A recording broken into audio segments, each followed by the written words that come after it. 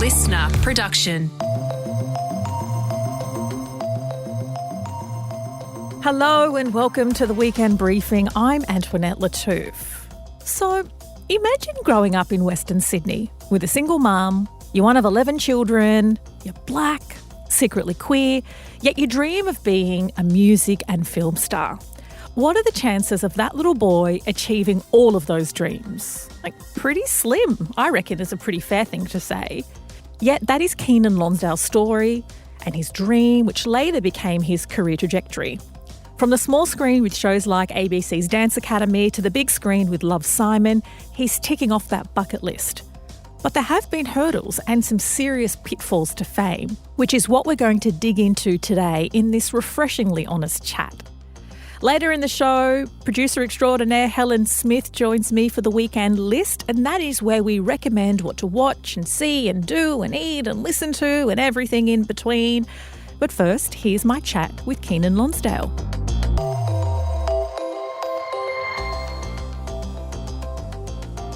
Welcome to the Weekend Briefing, Keiynan. Thanks so much, Antoinette. Thanks for having me. I thought I was doing well, having 7 siblings and being from Western Sydney. But you beat me. I've beaten you. Yeah, I got 11 siblings from Western Sydney, yep. And all from the same parents? Absolutely not. No, it is totally mixed bag. I can't even explain it to you. Maybe I do win because I'm 7 from the same parents. I was saying, yeah, okay, yeah, if you want to put it like that. I mean, but I got much variety. I win in the variety department. Yeah, right. And what's it like maintaining relationships with so many people? It is tricky and interesting, but, I actually only grew up with half of my siblings. So it wasn't until I met the other half in my teens. Right. So tell me about your family and what life was like growing up. I grew up in St. Mary's. So grew up in Housing Commission, didn't really have my dad or my siblings' dad around. So mum raised me and us. She had 3 jobs simultaneously. So she worked really hard. And I had an obsession with dance and entertainment. And so that made her work harder because then she had to make my costumes and get me to the sport of dancing, which was not like a 1 day a week kind of thing. So I really, I had this backdrop of Western Sydney, particular kind of heavy environment sometimes, and then also the context of dance and music constantly at the forefront. So it was just both of those sort of mashed in. But yeah, my life was very different. We didn't always have a lot of food, to be honest, and but we had a lot of love. I was always instilled by my mum to go for my dreams and to work extremely hard for them, that they wouldn't come easy. And if I wanted it, I'd really have to be quite focused. And yeah. So from that boy in Housing Commission in Western Sydney, not having a lot of food, dreaming big, would you say you've achieved your dreams? I have certainly achieved a lot of my dreams, but I also feel like I'm scratching the surface on other dreams. I'm just about to go on my first ever solo headline tour in music now at age 32. And I started working in music professionally at age 16. So it's been 16 years. But I'm really thankful because while, the music side on stage took a little longer, I was really shocked by being able to have a career in film and television, which took me around the world. And I also got to learn what fame was and how to navigate that. So I'm glad that I didn't do any kind of music touring before, to be honest. We're going to dip into fame and how you've managed it, but I just want to stick with music for a moment because you released an album late last year, but you've previously said that music execs pigeonholed you or tried to pigeonhole you. How so? I've had an interesting time in music. The ones that I'll say is particularly when I got to America, because I think trying to make R&B here, which is what I love, there wasn't seemingly the market for it. and Australia still struggles to support their R&B artists, recognize them as Australian. But overseas in America, I was pressured to basically make sure that I'm as black as possible, American black, and that I couldn't make pop music, or my sound was too white on one side and too black for white people. So at some point, some A&Rs had me recording songs that were simply not me, and I had to take a while to be able to stand for myself, which is important as a music artist, to say, I'm not really, first of all, I'm not from this country, but I get to grow and learn in this country. You don't really get to define what black is for me, or what, being a guy is for me. It's all going to be very different. But I found that extremely intimidating in the beginning, to play this overly masculine kind of dude who wasn't me. It's interesting because I guess you had to juggle, you're not African American, No. but in terms of your blackness, you're not Indigenous Australian. You're Australian of mixed race. Yeah, I'm African Australian. Yeah, so you're an African Australian, but Yeah. not an African American and not an Indigenous Australian. And it's almost like, which box do we put you in? Yeah, for sure. People can put a bunch of labels onto you, and, but I find, I'm sure you're the same. Like, you can find strength and resilience when you realize you don't have to be in that box, and then you start to go, oh, actually, that's part of what defines me. If anything does, is I take those sort of obstacles and tests and see them as an opportunity for growth and telling a different story. You have found enormous success on screen. What has been your most enjoyable experience? It's certainly the most relevant, and I mean this from the bottom of my heart, but without a doubt, filming Swift Street it was my most enjoyable experience on set. And so it's a urban heist escapade through inner city Melbourne. It's a crime family drama. What can you tell me about your character? Yeah, I play the character named Tom Marby.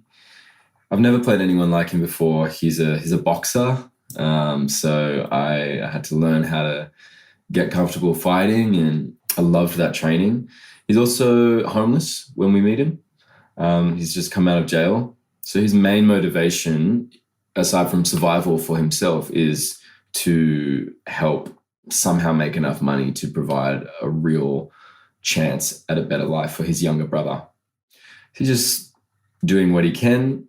Some choices are questionable along the way, as most of the characters are, but he's doing what he can to do what he feels is right.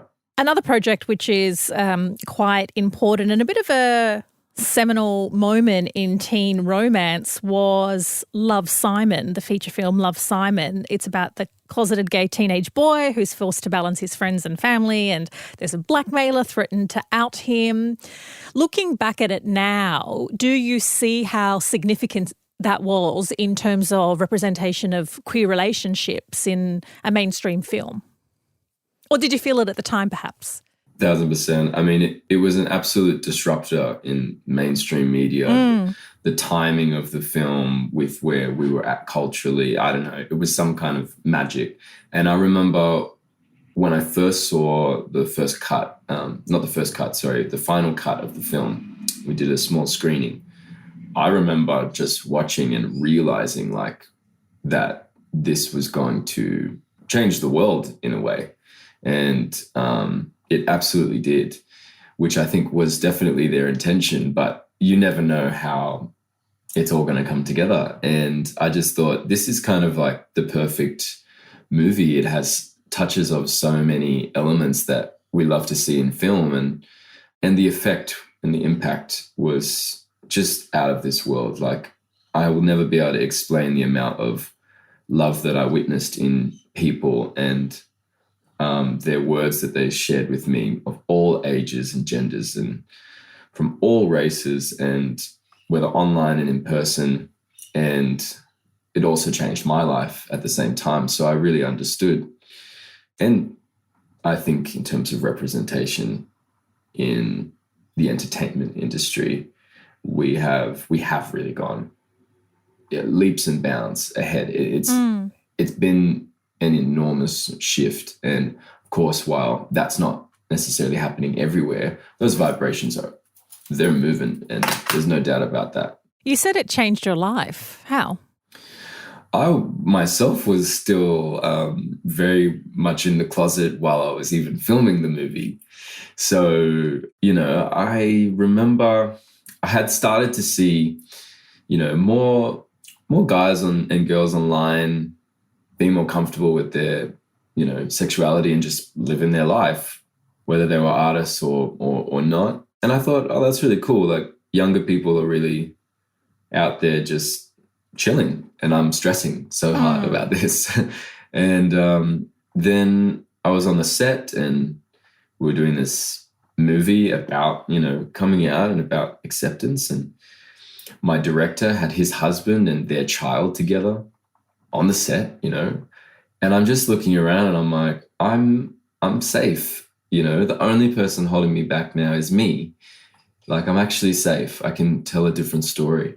And I just got this massive craving to write a new story for myself that wasn't based in fear, and that wasn't going to be defined by the boxes that maybe in the past I was told I'd have to fit in. I just said, screw it. Like, I want to see what the adventure's going to be when I am, like, honest. And you did perhaps the most millennial thing possible, because you went on Instagram, didn't you? Yeah.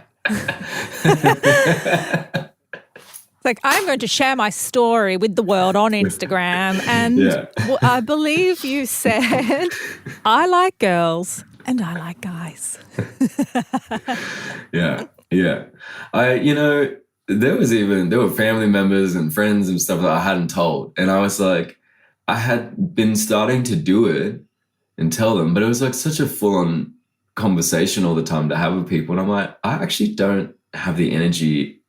I don't care to do a D&M about this with everyone. I'm just going to put it out there. Then I never have to tell anyone when I get to a set. I never have to feel the pressure of, like, pretending and then having to come out. It'll be online. It'll be instant. That's what it is. And then done. I don't have to think about it again. And then next minute, I'm like, become a poster boy for being out. And then I was like, so I definitely had to think about it a lot more, and definitely was a lot of work. And so this, no doubt, has then influenced your music, because from what I've heard, it's, maybe this is speaking to my taste in music, a bit Usher-esque. Can I say that? Thank you so much. Yeah, Usher-esque. Yes. But I guess you're singing about loving men and women. Yeah. I mean, these days I've got songs. Most of the songs are about men. Some of them are definitely more open. I try now just to write from the heart. It is what it is.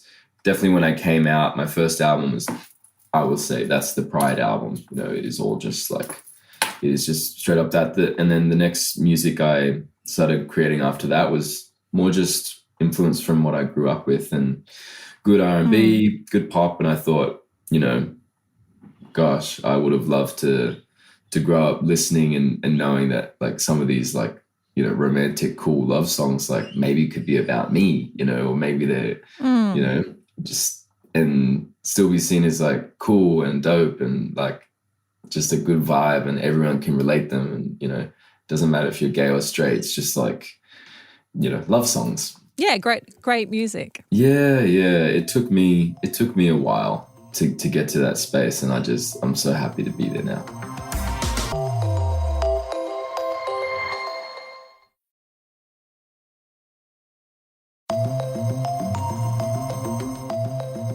Navigating fame is obviously something not everybody does, because by its very kind of definition and the parameters, fame happens to a select amount of people in various industries. And I want to know at which point or with which project you realised, okay, my fan base is not just my mum and my 11 siblings. Like, was it off the back of the ABC series Dance Academy? Like, at what point in your career did things really start to change? Yeah, Dance Academy definitely brought a level of attention and local sort of buzz. But I remember even the cast and I think Instagram was only just coming out. None of us were really like fame on social media, at least for us, like it didn't really exist. And people were pretty chill in Australia. It was just like the kids watching the show. For me, it really changed when I booked my first American films, and that was the Divergent series. And that, before that, while I was working as an actor and I was working for MTV, I was also still teaching dance classes like 6 days a week to try and save enough money to try and move overseas. So I went from those 6 days to then being flown to America, signing a 3-movie picture deal. And they've never really stopped working since for 10 years. And the day that was announced, the day the movie casting was announced, because it was based on a very popular book series of the same name, there was just a massive influx of fans from all around the world who were really excited and supportive to see me take on this role. And I remember my big sister at the time, she called me and she was like, I mean, I knew you were going to have a career, but I didn't know, that it would be like this, and I was like, well, I knew.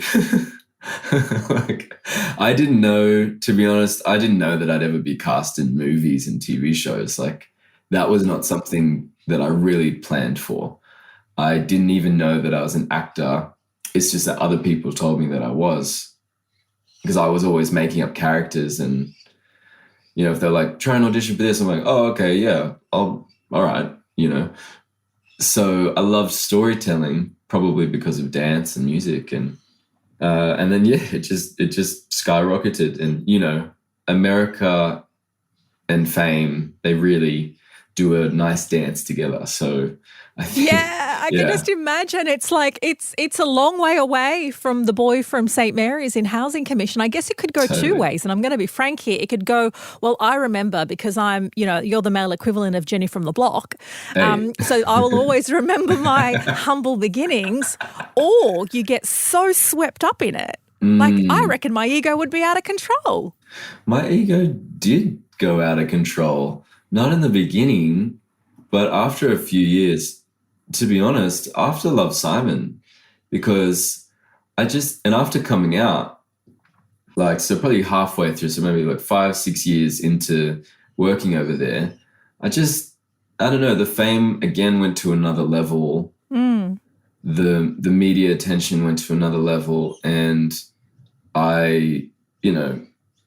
everyone's coming and telling me I'm changing their lives, and everyone's crying, and people started treating me very differently. And at the same time, I felt so free to just take a lot of risks and explore anything in my creativity. And, I knew that I was doing a really unique thing.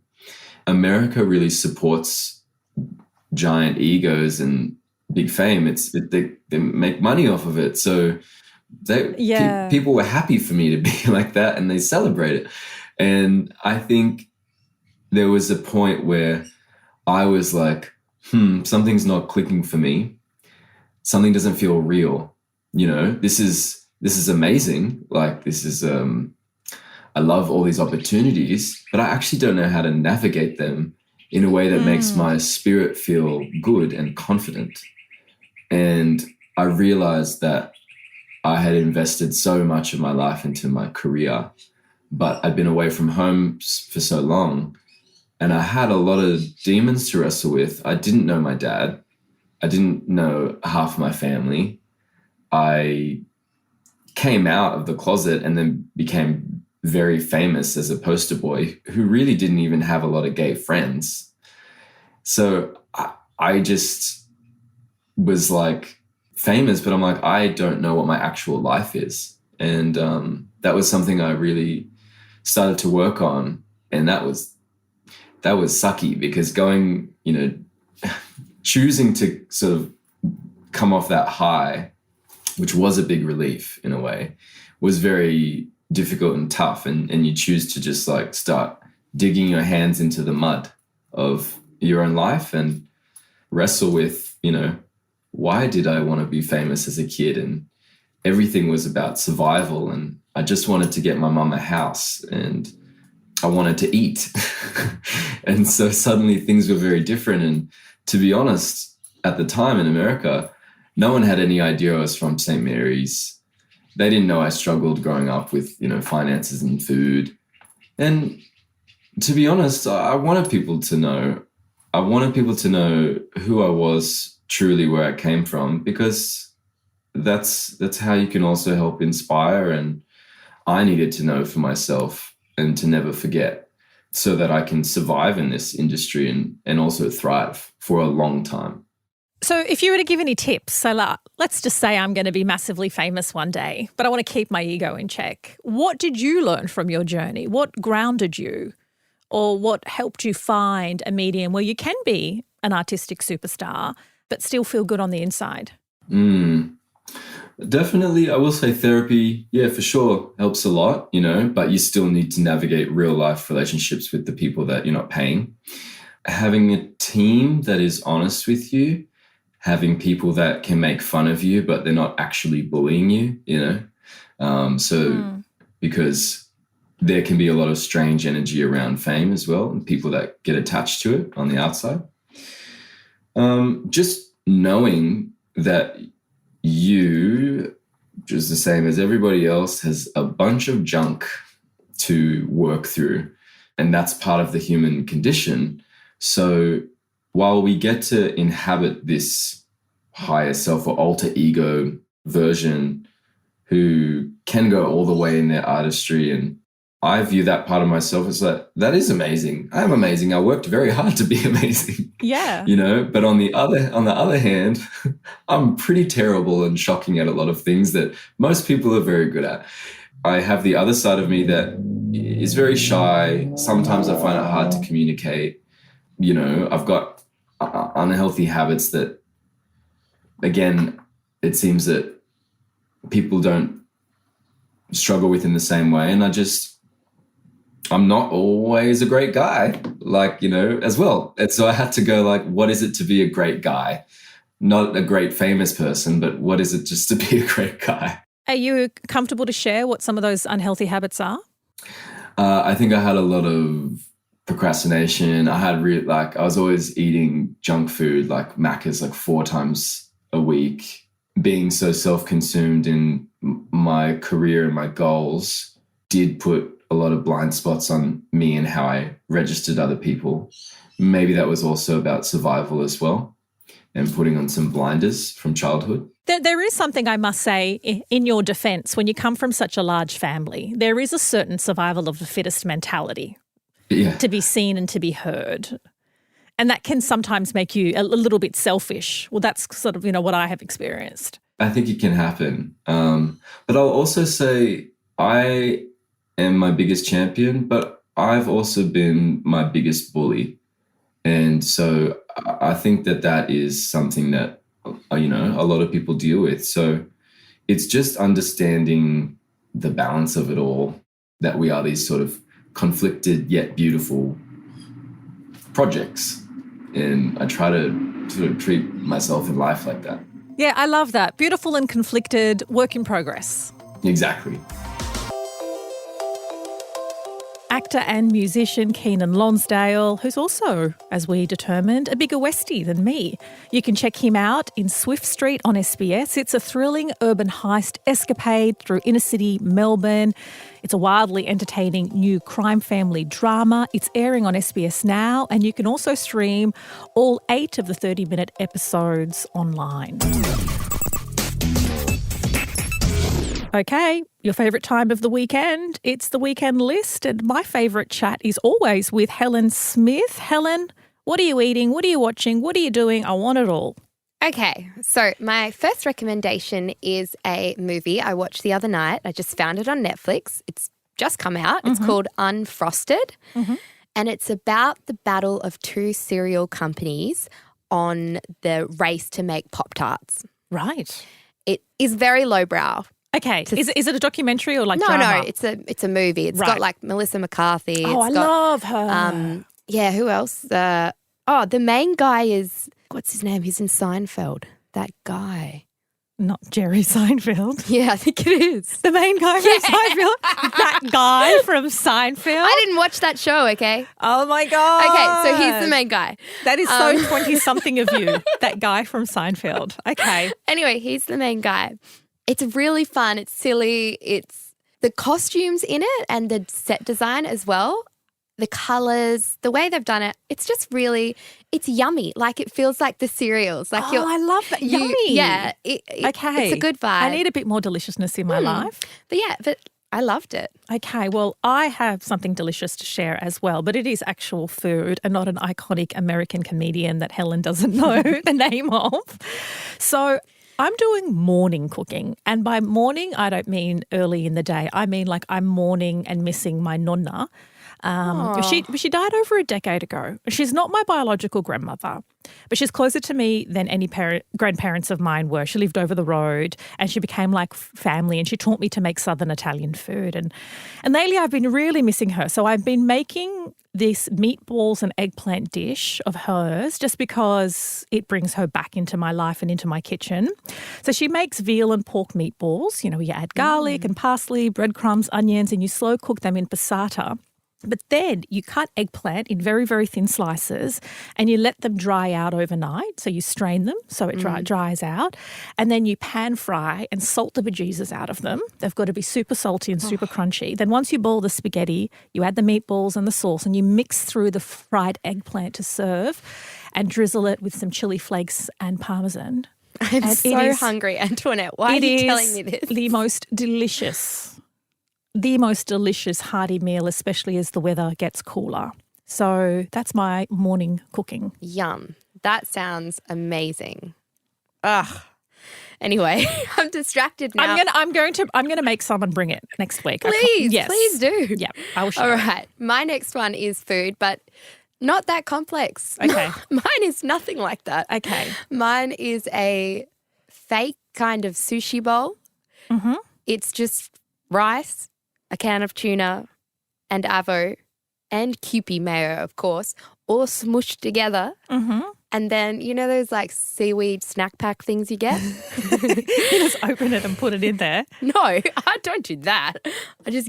I get like one sheet and then I scoop it up. And so it's like deconstructed sushi. Deconstructed sushi, but it's pretty like.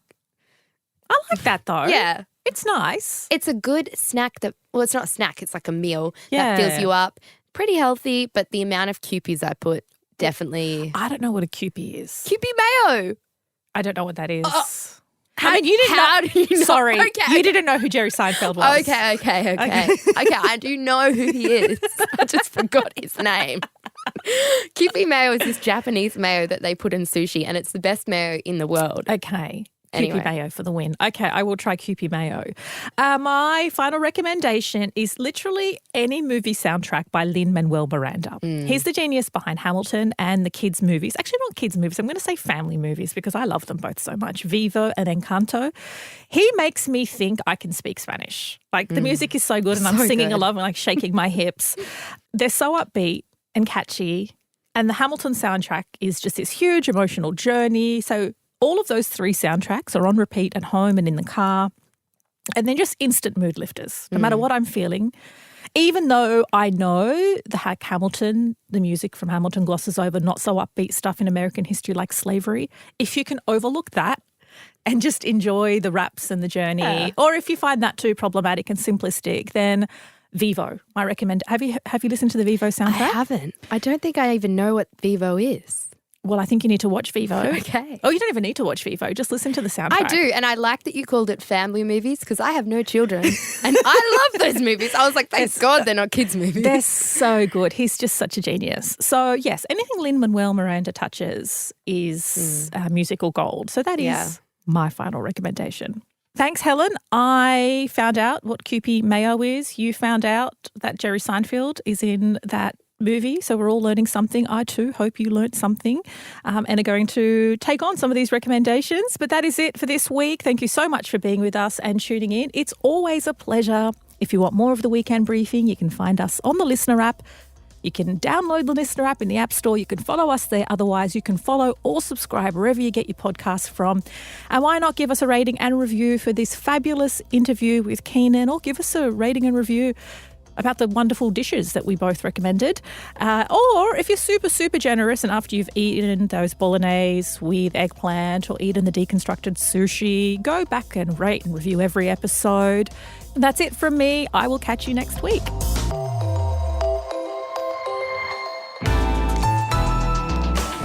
Listener.